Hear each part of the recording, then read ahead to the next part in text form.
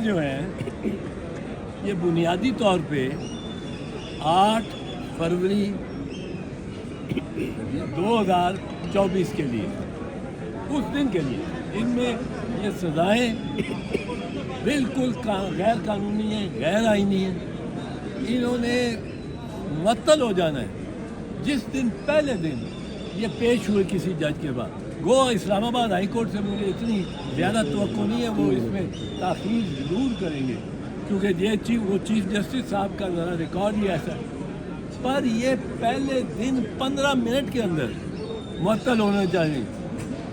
कल जो सज़ा हुई है साइफर केस में, उसमें तो ऐसी बात हुई है जो कभी सुनी ही नहीं, कभी सोचा भी नहीं हो सकती।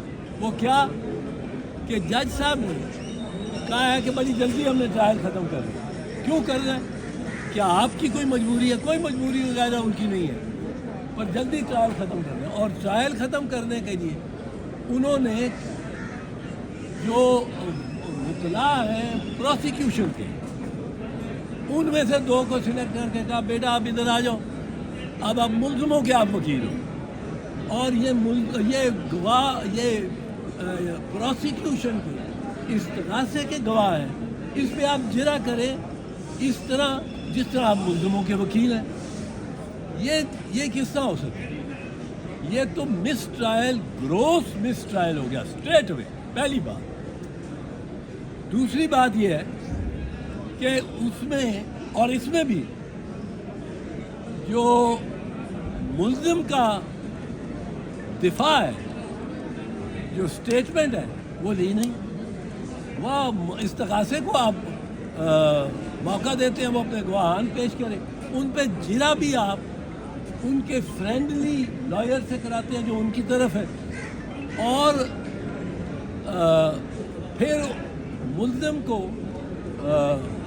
जो 342 है ना, ये सेक्शन है 342, जिसके तहत मुल्ज़िम का बयान होता है।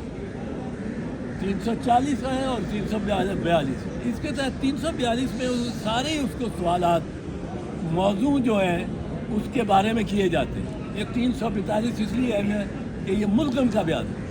इस्तग़ासे का सारा मुकम्मल हो गया केस, अब मुल्ज़िम का बयान है। अब मुल्ज़िम का बयान आया तो उसके बग़ैर बयान लिए हुए आपने उसको सज़ा कर दी। उसके 2 मराइल अभी निकाल दिया। एक मरला 382 का बयान, 342 का बयान, और दूसरा मरला कि उसने अपने गवाह जो पेश कर दिए, उसने दरख्वास्त दे दी कि मुझे ये रिकॉर्ड मंगाया जाए। अब कल के केस में जो कल था साइफर वाला, उसमें ना गवाह बनाने की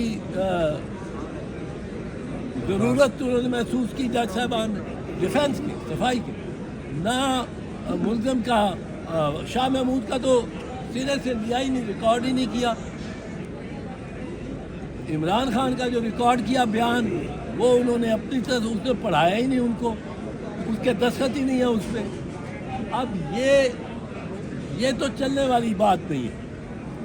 लेकिन अफसोस इस बात पे हो रहा है कि ऐसे वकला भी हैं पाकिस्तान में जो एक तरफ एक पार्टी के वकला हैं और उनके साथ एसोसिएटेड है, वो आके जिरा करेंगे मुल्ज़िम की तरफ से अब इस्तग़ासे के गवाहों पे, और मुल्ज़िम को बग़ैर मौका दिए उसको सज़ा देंगे। ये दुनिया में कहीं तस्लीम नहीं की जाएगी। इससे जगहज़ाही होगी पाकिस्तान की। इस पर जितने आर्टिकल बाहर लिखे जाएंगे सब जगहज़ाही होगी कि ये कैसा मुल्क है जहाँ इंसाफ का ये पैमाना है कि मुल्ज़िम जाए को ये मौका ही नहीं दिया जाता। अब इससे असर हमारी मईशत में पड़ेगा।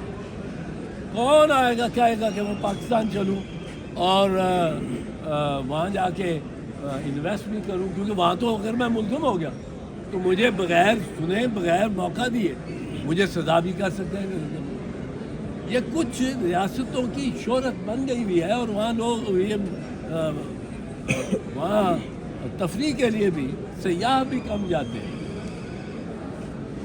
اس میں جو میں سمجھتا ہوں ضروری چیز وہ ہے ایک کہ یہ فائل جلدی ہو اور اس کے یہ 8 فروری سے پہلے اس کا فیصلہ ہو. یہ معطل چلنی ہے کہ اس کو چل سکتی ہے. یہ 8 فروری سے پہلے ہونا چاہیے.